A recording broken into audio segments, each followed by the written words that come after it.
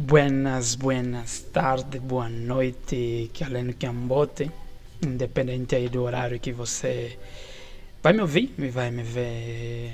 Se for pela primeira vez, meu nome é Paulo Manuel e eu estou aqui hoje nas vestes de diretor comercial da Wango, não é? O gestor comercial da plataforma de cursos da Wango.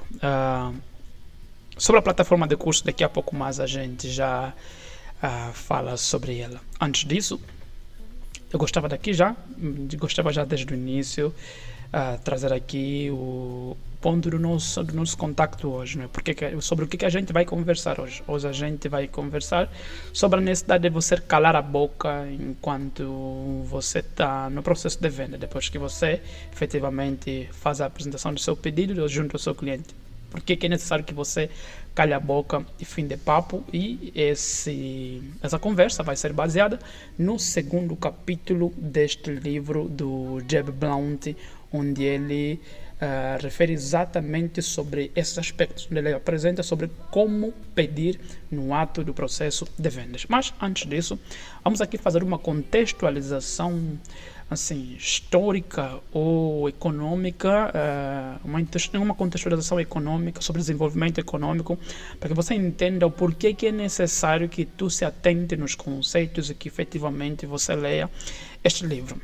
Bem, veja, o processo de desenvolvimento econômico de qualquer país, assim, depois, efetivamente, não é, que as grandes potências, que as grandes potências industriais se estabilizaram, vamos assim dizer, não é? As grandes potências industriais, como os Estados Unidos, como os países da Europa, como alguns tigres asiáticos, né?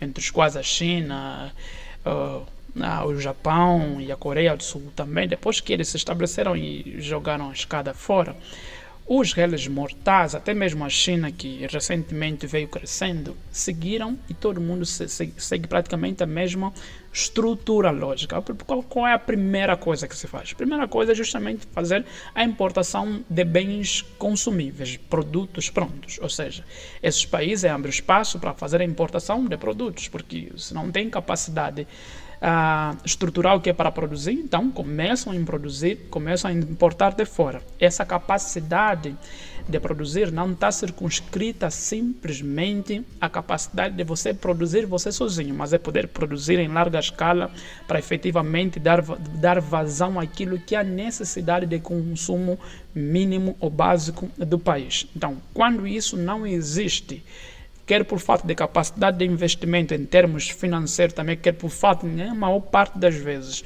falta de capacidade tecnológica em termos de conhecimento, então, primeiro se importa os bens acabáveis. Depois que se importam os bens acabáveis, a segunda etapa nesse processo de desenvolvimento acaba sendo justamente a importação vamos assim dizer, a importação de maquinário, a importação de equipamentos, a importação de vamos assim dizer, não é, de indústrias ou de máquinas, que é para efetivamente começar-se minimamente a copiar-se aquilo que o país importa de outro local, efetivamente aquilo que o país exporta de outro local, porém começar a se produzir já dentro do seu próprio país. Se você estiver em Angola, neste preciso momento, Angola, vamos assim dizer, está mais ou menos situado entre o final da primeira etapa e o início da segunda etapa, onde a gente, nesse preciso momento, está numa fase transitando de um lado, ainda importando produtos terminados, de forma assim, produtos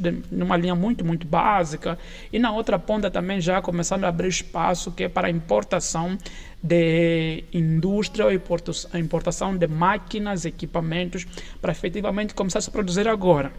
Assim, quando reflexo, por exemplo, você ver agora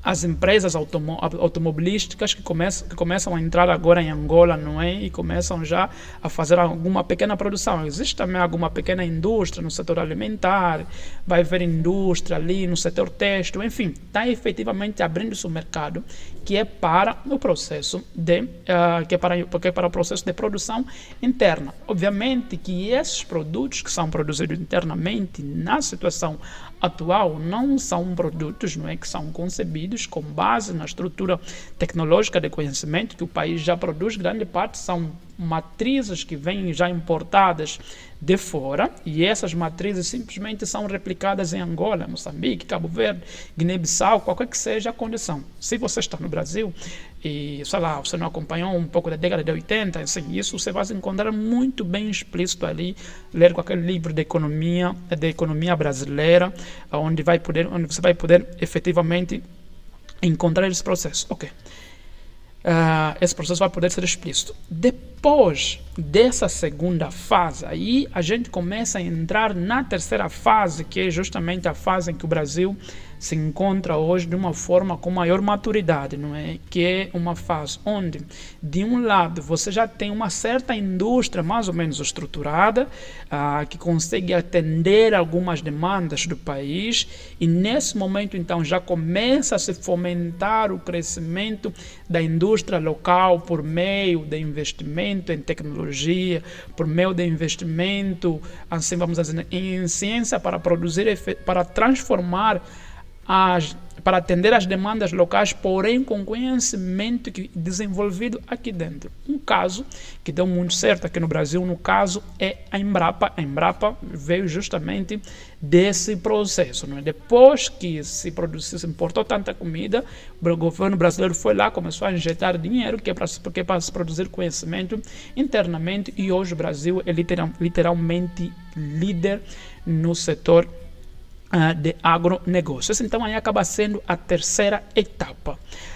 Aquilo já que é a quarta etapa, não é a quinta, a sexta, isso já fica ali, vamos assim dizer, não é? Não vou dizer que fica a vosso critério, mas fica ali pelo menos de um gostinho para que vocês possam ir procurar. É apenas uma contextualização na linha do tempo, para que vocês percebam onde é que efetivamente a economia está. Mas aí você deve estar falando, mas Paulo, você contou essa história toda que é para depois cair no Jeb Blount? Como assim? Não estou pegando.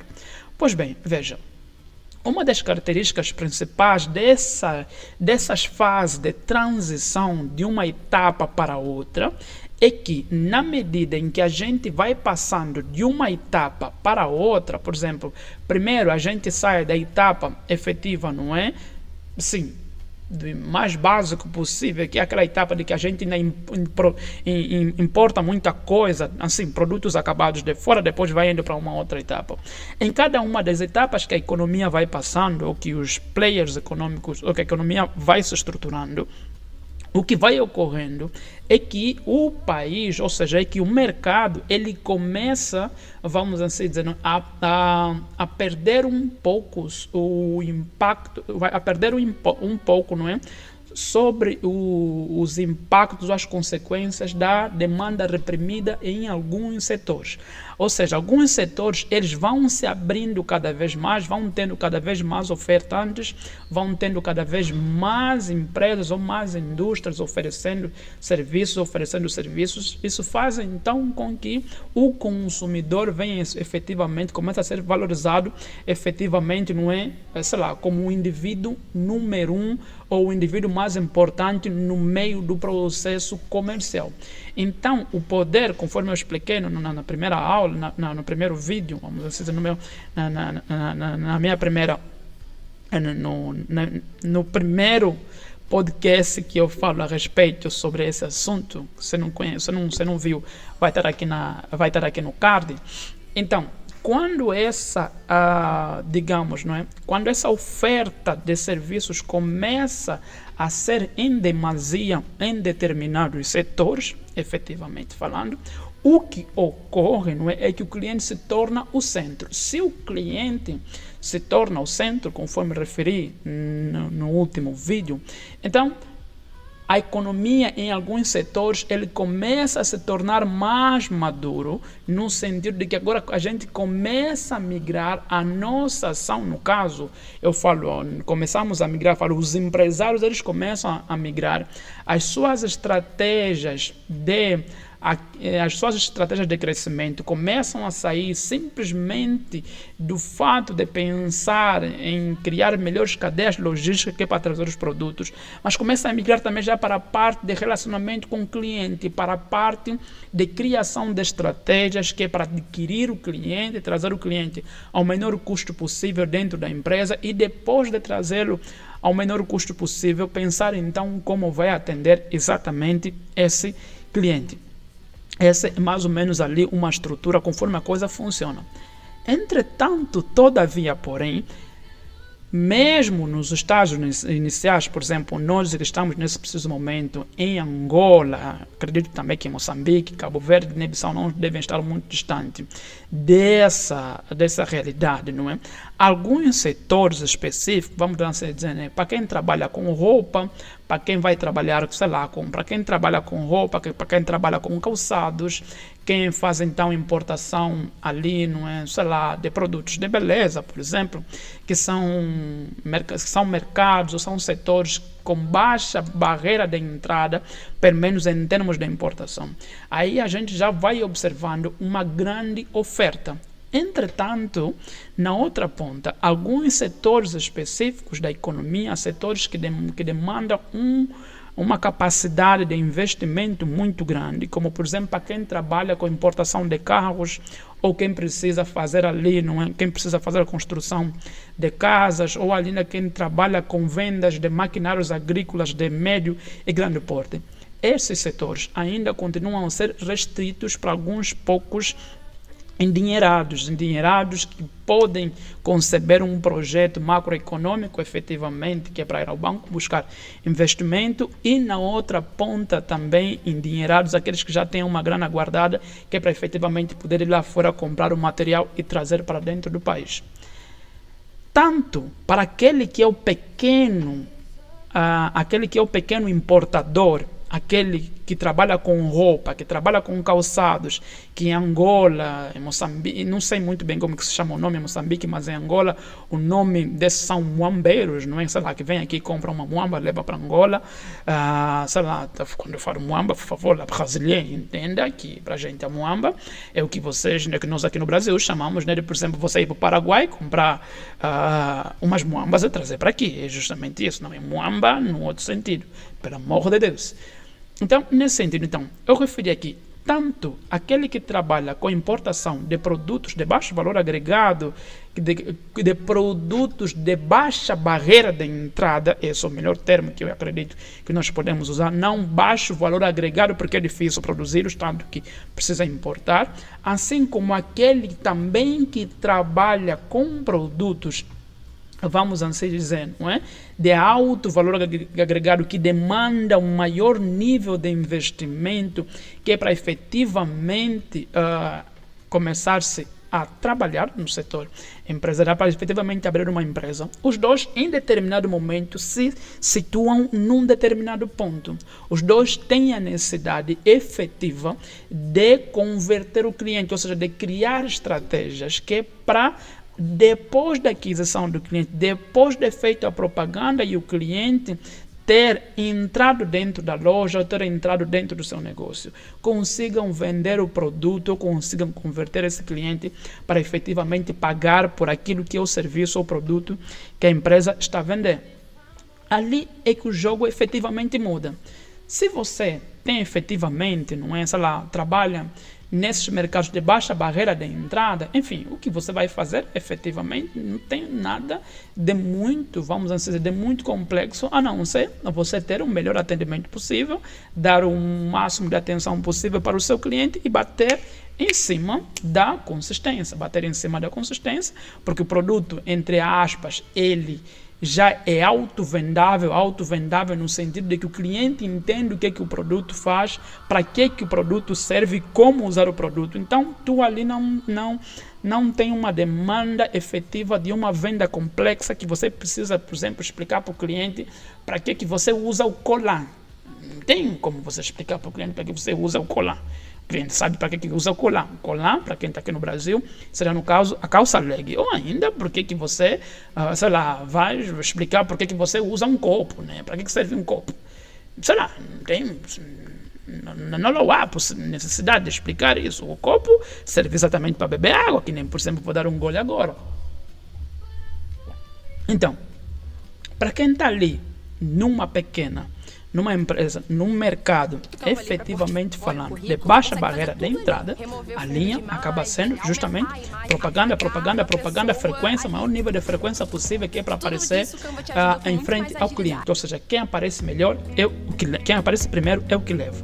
Agora, aquele empresário que trabalha já vendendo carro, por exemplo, aquele que trabalha, que já tem uma oficina mecânica, por exemplo, que ele faz manutenção de carros, assim, caros, aquele empresário que vende para aquela classe econômica, aqueles endinheirados, não? Aqueles que têm a bunfunfa, l'argent, o lombongo, esse empresário, ele efetivamente começa a encontrar um certo dilema e uma certa resistência, por exemplo, no processo de vendas.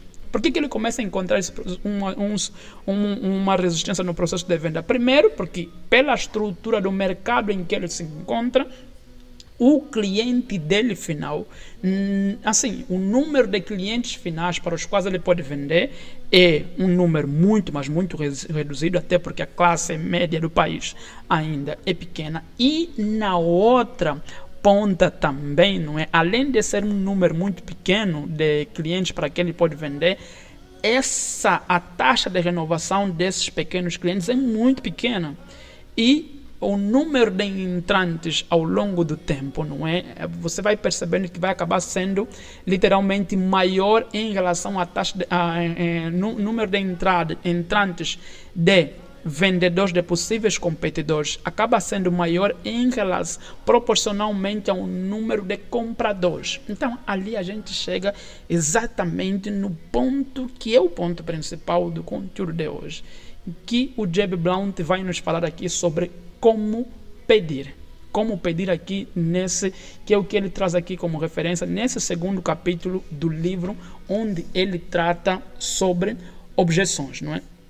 Se você ainda não sabe a definição de objeções, não é? Cara, o primeiro capítulo, o primeiro resumo deste livro já referi muito bem sobre objeções. Mas,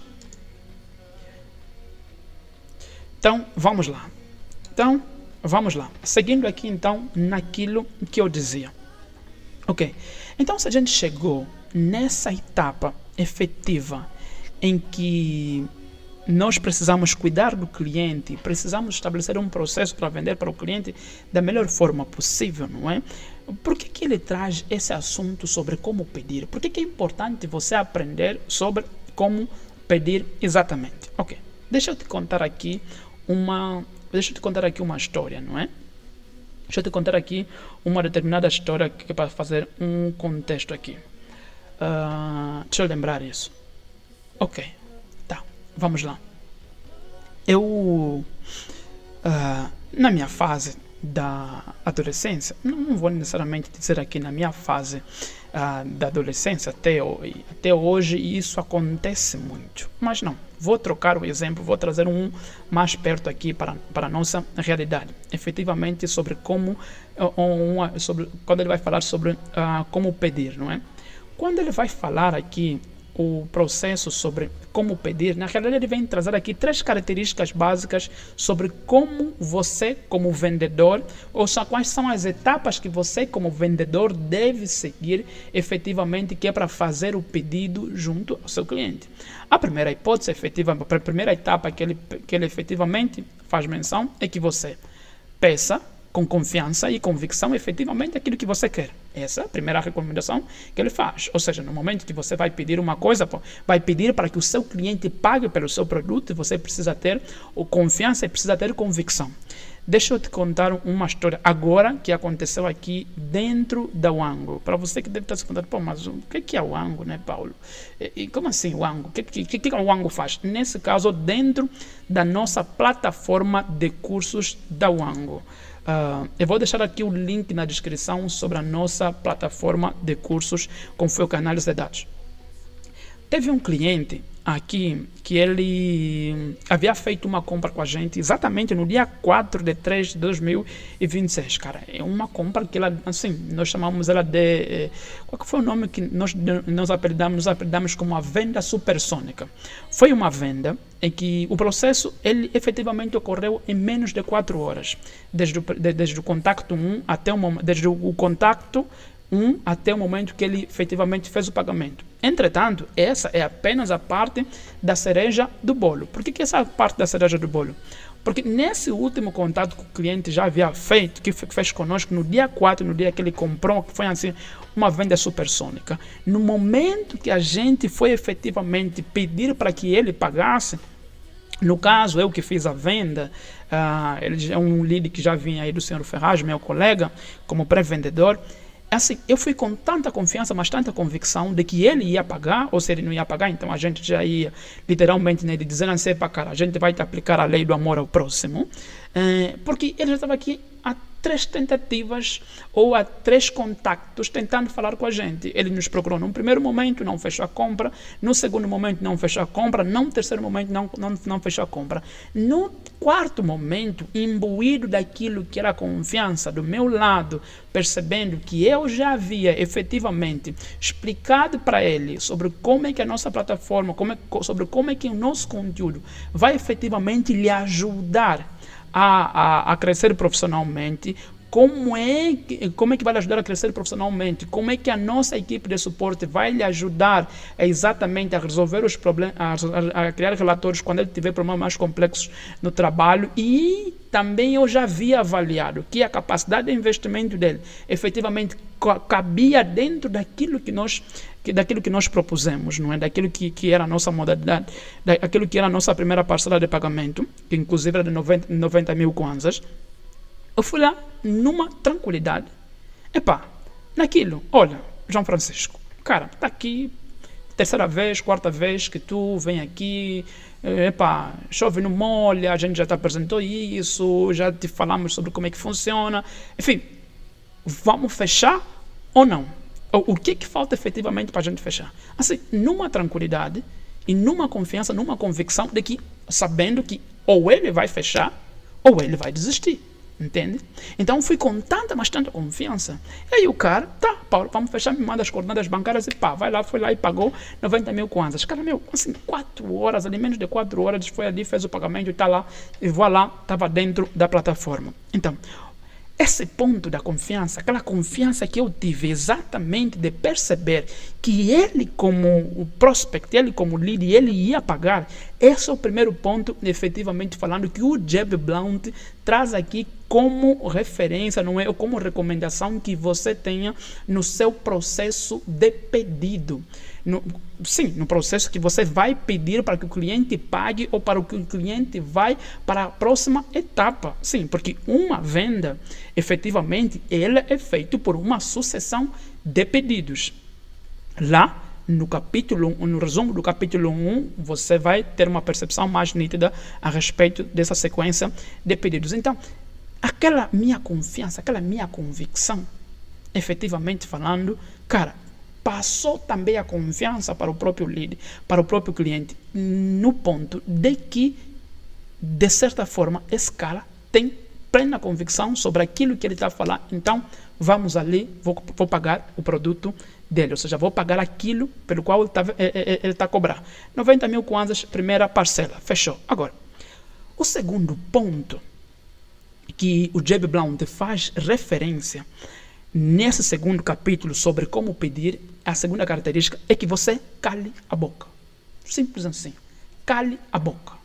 Não fale. Mas Paulo, como assim calar a boca?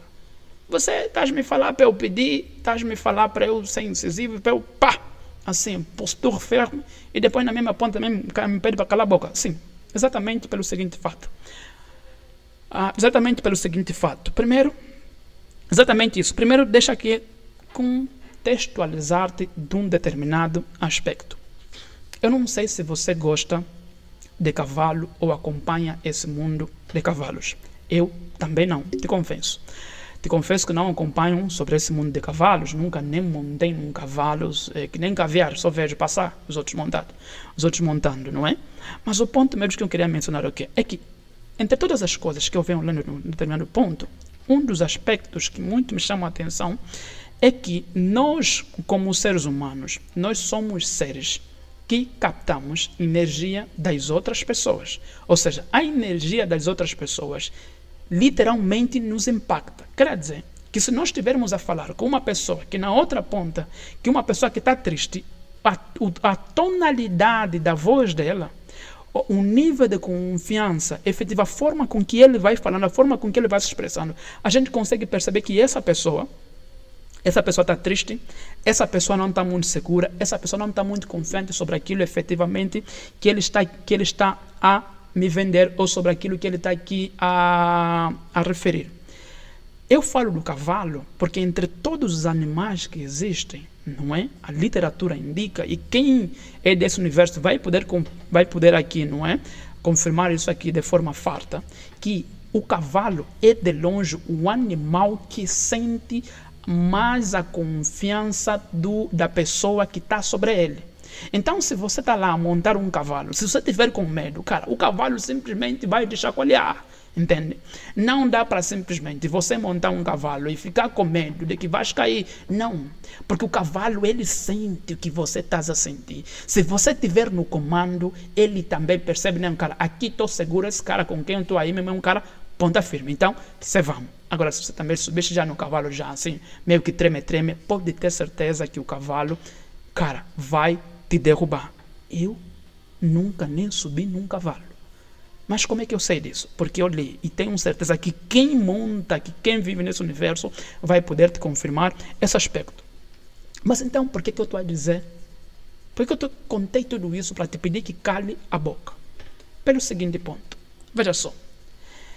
Depois que você apresentou o produto ao seu cliente, mostrou para ele sobre como é que o teu produto vai lhe ajudar, como exatamente você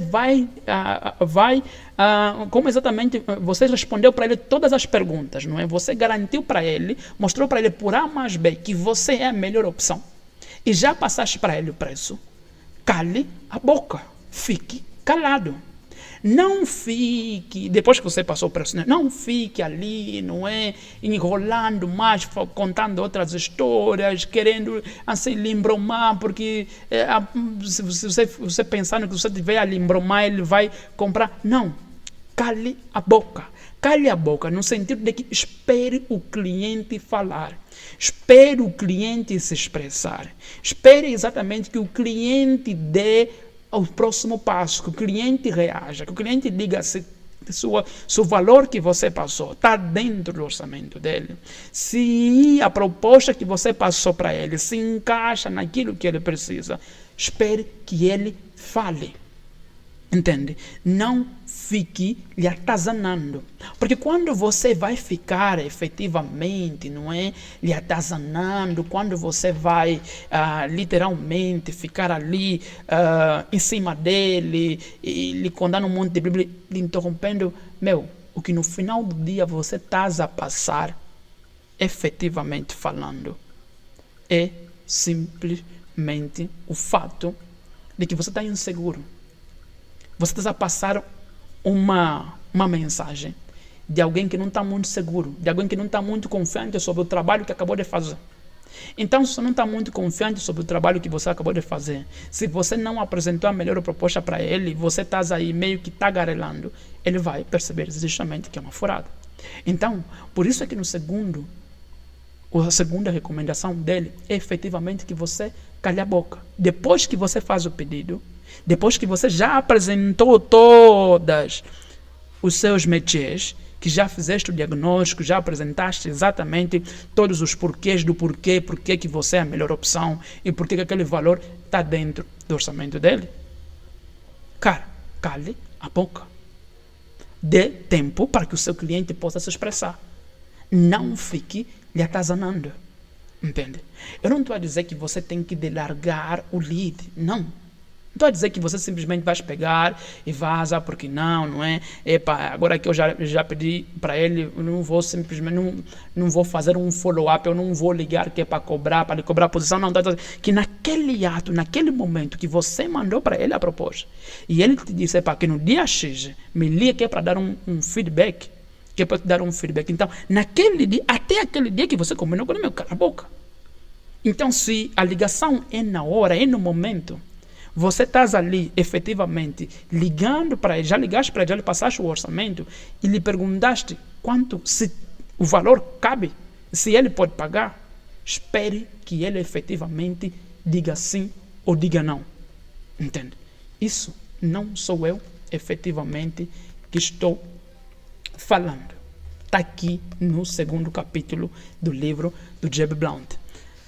Mas ali você deve estar se perguntando, pô, mas Paulo, isso então que estás a contar ali na boca é muito bom de falar, mas na vida real é realmente uma coisa muito difícil de fazer. Sim, realmente, na vida real é uma coisa muito difícil de fazer. Não é fácil você pedir, calar a boca, entende? E esperar que o cliente te dê literalmente um feedback. Não é. É contra, inclusive, é contra a nossa natureza. Nesse próprio livro, no 2º capítulo ainda, o Jeb Blount, ele cita, deixa eu ver o nome da senhora que ele cita, deixa eu ver aqui, ok. Então, ele cita aqui uma autora, eu vou deixar inclusive o resumo escrito, desse 2º capítulo aqui no link da descrição para que você possa ler, não é? E também possa aí fazer a busca dessa autora. Mas enfim, daqui a pouco mais eu já lembro, não é? Mas enfim, o fato principal é que ele cita aqui uma autora, não é? Que fez ali um determinado estudo que ela traz o seguinte panorama. Veja. Nós, seres humanos, somos por natureza pessoas sociáveis. E como pessoas sociáveis, nós vivemos em bando, nós vivemos dentro de estruturas sociais, nós vivemos em círculos. Se nós vivemos em círculos, significa dizer que a nossa reprodução e a nossa alimentação e a perpetuação dos nossos genes ou da nossa espécie depende efetivamente que nós... Isso, o nome da senhora é Shirley Wang. Isso. É Shirley Wang, ok. Não, Shirley Wang não. Shirley Wang é um outro cara, mas eu já lembro daqui a pouco mais, não é? Então, o que eu ia dizendo, não é? Que se a nossa espécie, ela é uma espécie sociável, é uma espécie que vive em grupo, é uma espécie que depende de convívio social efetivamente, que é para se manter, que é para se perpetuar, que é para ir para a próxima etapa, significa dizer que grande parte das ações que nós vamos fazer, ou tudo que nós tendemos a fazer no nosso convívio social, é acima de tudo para nos manter próximo daquilo que é o nosso ciclo social, para nos sentirmos aceitos, para nos sentirmos, vamos assim dizer, né, acolhidos dentro daquilo que é exatamente o nosso ciclo social, dentro do nosso clube de bolinha. Então, quando a gente pede alguma coisa para alguém, é no sentido de que nós estamos, o nosso cérebro, não a parte lógica, mas a parte emocional do nosso cérebro, que vem lá dos nossos primatas, dos anos e tudo mais, da época da nossa concepção como pessoa, não é? A nossa concepção emocional, ela subentende que nós estamos a pedir permissão que é para se encaixar dentro de um ciclo social, dentro de um clube de bolinha. E toda vez que nós estamos a pedir permissão para sermos aceitos dentro de um clube de bolinha, o nosso cérebro, ele tem mais medo, o nosso emocional, ele tem mais medo de ser rejeitado. Ele tende a captar primeiro os impactos daquilo que poderia ser a rejeição, em detrimento daquilo que serão especificamente ali os frutos, ou seja, os benefícios. O que eu estou a querer dizer em outros termos? que quando a gente vai pedir algo para alguém, nós nos deixamos numa posição de vulnerabilidade. Nós nos deixamos numa posição em que alguém nos vai avaliar, em que alguém nos vai dizer sim ou nos vai dizer não, em que alguém vai nos permitir entrar no clube do bolinha. E toda vez que nós estamos diante desse clube, diante desse dilema de entrar, de sermos aceitos ou não, para entrarmos no clube do bolinha, nós, assim, a parte emocional do nosso eu, isso não é racional, cara. Cessar la emocional. Isso não é racional, isso é emocional. A nossa parte emocional, efetivamente, ela nos protege ou ela nos empurra a um determinado ponto. Efetivamente, para que a gente, assim, faça o máximo possível. Ou a gente imprima o máximo de esforço possível, que é para a gente entrar no clube do bolinha. Esse lado emocional que vai nos empurrar para que a gente imprima, ou seja, faça tudo o que for necessário para que a gente seja aceito no clube do bolinha, que é a parte emocional, na nossa comunicação como vendedor, ele efetivamente é traduzido nessa insegurança, que é a tagarelice, que é a sua falta de paciência, que é a sua falta de confiança, que é a sua falta de compostura quando o lead está calado. É como se o teu emocional como se no nosso emocional estivesse nos dizendo: vão te negar, não vão te aceitar, não vais entrar no clube de bolinha, você vai ficar fora. E se você começar a perceber que não vais entrar no clube de bolinha, que você vai ficar fora, o que você vai fazer? Você vai dar tudo de si, efetivamente, que é para entrar no clube de bolinha. Sim. A autora que eu referia mesmo é a Shirley Wang. Na descrição do vídeo aqui, desse conteúdo, eu vou deixar exatamente o link com o resumo escrito desse material, o link que é o resumo escrito daquilo que está sendo a base do nosso resumo aqui, que eu estou passando para vocês. Então, por essa característica, você vai efetivamente fazer o que for necessário, que é para ser aceito no clube de bolinha.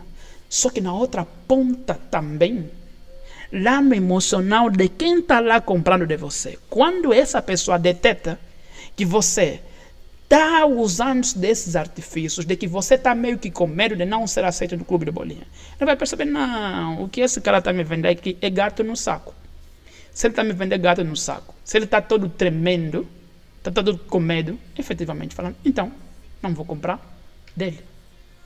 E ali a tua venda vai para o brejo. Por isso é que o Jeb Blount refere no seu segundo ponto: cara, cale a boca.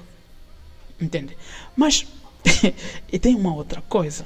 Ali você vai dizer: mas Paulo, ok, eu já entendi esse rolê que você me falou sobre calar a boca, sobre como é que o nosso emocional funciona e tudo mais, mas então, e na prática mesmo, como é que eu faço? Cara, o senhor Ferraz, meu colega de venda aqui, assim como o senhor Gilson também, tem uma das coisas que a gente brinca muito aqui dentro,